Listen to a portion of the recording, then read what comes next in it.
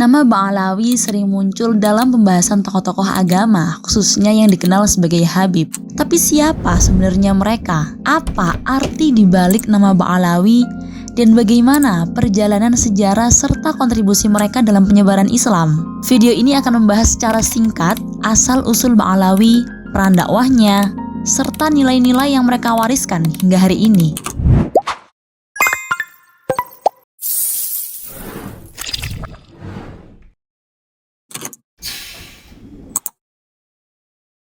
Mungkin kita sering mendengar nama Ba'alawi disandingkan dengan para Habib, terutama di Indonesia. Ba'alawi adalah sebutan bagi keturunan dari Sayyid Alawi bin Ubaidillah bin Ahmad al-Muhajir, seorang ulama besar yang hidup di abad keempat Hijriyah. Mereka berasal dari jalur keturunan Nabi Muhammad SAW melalui cucunya Imam Husain bin Ali, dan kemudian berkembang di wilayah Hadramaut, Yaman.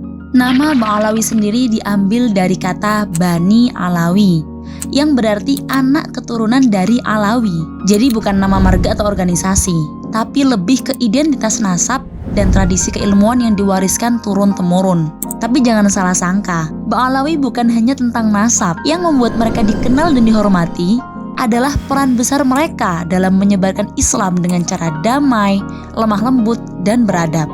Leluhur mereka, Ahmad al-Muhajir, berhijrah dari Irak ke Hadramaut bukan karena ingin berkuasa, tapi untuk menjaga akidah dan menyebarkan ilmu di tengah gejolak politik yang saat itu terjadi di Timur Tengah.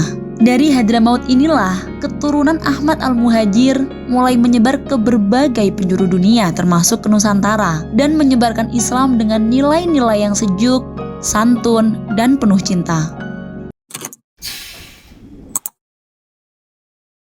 Salah satu ciri khas yang paling menonjol dari Ba'alawi adalah kedekatan dakwahnya yang damai dan penuh kelembutan. Pendekatan ini bukan semata-mata strategi, tetapi berakar kuat pada nilai-nilai akhlak dan tasawuf yang mereka warisi dari generasi ke generasi. Ba'alawi dikenal tidak memaksakan ajaran Islam melalui kekuatan atau tekanan. Sebaliknya, mereka masuk ke masyarakat melalui jalur pendidikan, pergaulan sosial, dan teladan akhlak. Pendekatan ini memungkinkan mereka diterima luas di berbagai wilayah termasuk di Nusantara yang pada masa itu memiliki sistem kepercayaan dan budaya yang sangat beragam. Di Indonesia, para pendakwah Ba'alawi tidak datang sebagai penguasa, melainkan sebagai guru, pedagang, dan pemimpin masyarakat yang mengedepankan nilai persaudaraan. Dengan metode ini, mereka tidak hanya menyebarkan ajaran Islam, tetapi juga membangun kepercayaan dan keharmonisan dengan masyarakat lokal. Nilai-nilai seperti kasih sayang, kesabaran, dan kebijaksanaan menjadi fondasi utama dalam dakwah mereka. Inilah yang membuat jejak dakwah Ba'alawi mampu bertahan lintas generasi dan tetap relevan hingga hari ini.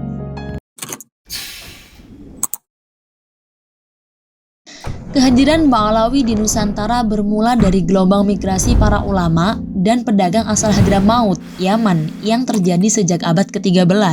Mereka datang melalui jalur perdagangan, khususnya lewat pelabuhan-pelabuhan penting seperti Aceh, Palembang, Gresik, dan kemudian menyebar ke wilayah lain seperti Jawa, Madura, Kalimantan, dan Sulawesi. Para Ba'alawi yang datang tidak hanya membawa barang dagangan, tetapi juga pengetahuan agama, keahlian sosial, serta tradisi keilmuan Islam yang kuat. Mereka berbau dengan masyarakat lokal, menikah dengan penduduk setempat, dan membangun hubungan sosial yang harmonis. Inilah yang kemudian melahirkan komunitas-komunitas Sayyid di berbagai wilayah Indonesia. Dalam proses dakwahnya, para Ba'alawi tidak membentuk kekuasaan politik tersendiri. Mereka justru berperan sebagai penasihat raja, pengajar agama, dan pemimpin spiritual masyarakat. Salah satu tokoh terkenal dari kalangan Ba'alawi di Indonesia adalah Habib Husain bin Abu Bakar al-Aidrus dari Luar Batang, Jakarta, serta Habib Ali bin Abdurrahman al-Habsyi dari Kuitang. Ba'alawi juga mendirikan lembaga pendidikan dan majelis taklim yang menjadi pusat penyebaran ilmu,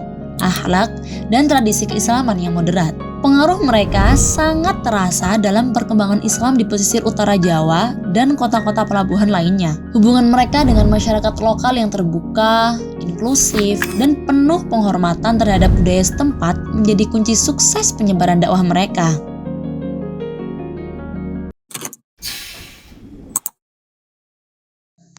Di tengah peran besar yang dimainkan kalangan Ba'alawi dalam sejarah dakwah Islam, terutama di Indonesia, tidak sedikit juga tuduhan yang dialamatkan ke mereka. Beberapa tuduhan yang sering muncul, misalnya, pertama, tuduhan bahwa mereka merasa paling suci karena punya nasab dari Nabi. Orang sering berpikir bahwa para habib menganggap dirinya istimewa dan harus selalu dihormati. Padahal, dalam tradisi Ba'alawi, nasib bukan untuk disombongkan. Justru itu dianggap sebagai tanggung jawab moral untuk menjaga akhlak, memperbanyak ilmu, dan melayani umat. Banyak ulama Ba'alawi yang hidup sangat sederhana dan menolak dipuja-puji secara berlebihan. Contohnya Habib Umar bin Hafid, ulama besar dari Tarim, Yaman, yang dikenal dengan sangat tawaduk dan gak berlebihan. Kehidupannya jauh dari kemewahan, meskipun beliau termasuk figur yang dihormati di seluruh dunia. Kedua, tuduhan bahwa mereka menciptakan semacam kultus, bahwa para habib gak boleh dikritik. Ini sebenarnya lebih ke persepsi. Dalam kenyataannya, banyak dari kalangan Ba'alawi sendiri yang terbuka terhadap kritik dan sangat rendah hati. Mereka juga selalu mengingatkan bahwa tidak ada manusia yang sempurna. Yang nggak boleh dikritik hanyalah ajaran Islam, bukan individu. Dan kalaupun ada pengikut yang berlebihan dalam memuliakan tokohnya, itu lebih karena fanatisme personal, bukan bagian dari ajaran Ba'alawi itu sendiri. Contohnya Habib Ali Al-Jufri. Beliau dikenal aktif berdialog dengan berbagai kalangan, bahkan dengan non-muslim sekalipun. Sikapnya terbuka, tidak mudah menghakimi, dan sangat menekankan bahwa ulama pun bisa keliru dan harus terbuka terhadap masukan. Ketiga, tuduhan bahwa mereka menggunakan keturunan Nabi sebagai alat politik atau popularitas. Ini juga nggak sepenuhnya tepat. Dalam sejarahnya, para Ba'alawi justru menjauh dari politik praktis. Mereka lebih fokus pada pendidikan, dakwah, dan pembinaan masyarakat. Kalaupun ada tokoh Ba'alawi yang populer, biasanya karena kontribusinya, bukan karena mereka menjual nasab. Kita bisa melihat Habib Lutfi bin Yahya. Beliau dihormati banyak kalangan bukan karena banyak nasabnya, tapi karena beliau konsisten membangun nilai-nilai kebangsaan, merangkul semua lapisan masyarakat, dan menyejukkan suasana dengan ceramah-ceramah yang menenangkan. Jadi tuduhan-tuduhan itu sebenarnya lebih banyak lahir dari generalisasi dan kesalahpahaman. Masyarakat kadang menilai satu kelompok berdasarkan ulah segelintir oknum atau karena belum paham betul tentang tradisinya. Padahal kalau kita mau lihat lebih dalam, nilai-nilai yang dibawa para Ba'alawi itu sangat universal. Di balik semua pro dan kontra, satu hal yang penting untuk diingat. Ba'alawi bukan cuma soal garis keturunan, tapi soal nilai. Dan banyak dari nilai-nilai itu masih sangat relevan di tengah masyarakat modern sekarang. Pertama, nilai ilmu dan akhlak. Tradisi Ba'alawi menempatkan ilmu sebagai fondasi utama, tapi selalu diiringi dengan akhlak. Ini penting di zaman sekarang, di mana orang bisa pintar tapi lupa adab. Dalam tradisi Ba'alawi, belajar itu bukan hanya untuk pintar debat, tapi untuk memperbaiki diri dan melayani orang lain. Nilai ini bisa jadi obat untuk budaya pamer ilmu yang kadang kita lihat di media sosial. Kedua, prinsip dakwah yang damai. Para ulama Ba'alawi dikenal dengan pendekatan dakwah yang lembut, gak memaksa, dan gak suka menghakimi. Model ini terbukti berhasil di banyak tempat, termasuk di Nusantara. Pendekatan dengan model yang seperti ini sangat dibutuhkan hari ini, ketika sebagian dakwah justru menimbulkan polarisasi, bahkan konflik di masyarakat. Ketiga, menjaga silaturahmi lintas kelompok. Ba'alawi mengajarkan keterbukaan bergaul tanpa kehilangan prinsip. Habib Ali Al-Jufri aktif berdialog dengan pemeluk agama lain. Habib Lutfi merangkai berbagai kelompok dalam bingkai kebangsaan. Di era media sosial yang penuh sekat ini, nilai ini penting banget. Kita perlu belajar berbeda pendapat tanpa jadi musuh. Keempat, hidup sederhana dan fokus ke substansi. Banyak tokoh Ba'alawi, meski punya pengaruh besar, mereka memilih hidup minimalis dan jauh dari sorotan. Ini relevan banget di tengah budaya digital yang mengejar validasi dan citra. Mereka mengingatkan kita bahwa esensi seorang tokoh bukan di baju yang dikenakan, tapi isi kepala dan ketulusan hatinya. Jadi, kalau ada yang bilang Ba'alawi itu usang dan gak relevan, bisa jadi mereka belum benar-benar paham apa isi di dalamnya. Karena esensi Ba'alawi bukan soal gelar atau keturunan, tapi cara mereka menjadi manusia yang bermanfaat dengan akhlak yang hidup dan bukan hanya untuk dipamerkan.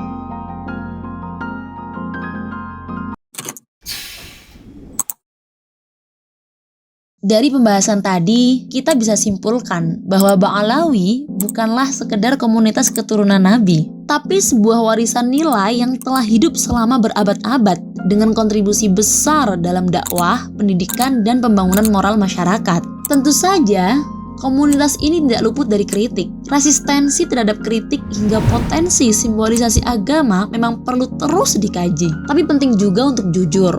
Banyak tuduhan lahir dari ketidaktahuan dan tidak sedikit yang berasal dari tindakan oknum, bukan cerminan ajaran. Hari ini, di tengah dunia yang makin cepat berubah, nilai-nilai utama dalam tradisi Ba'alawi seperti adab, ilmu, kerendahan hati, dan pendekatan damai masih sangat relevan. Tapi agar tetap hidup dan dihormati, tradisi ini juga perlu terus membuka diri, menerima kritik yang membangun, dan bergerak bersama zaman tanpa kehilangan jati diri.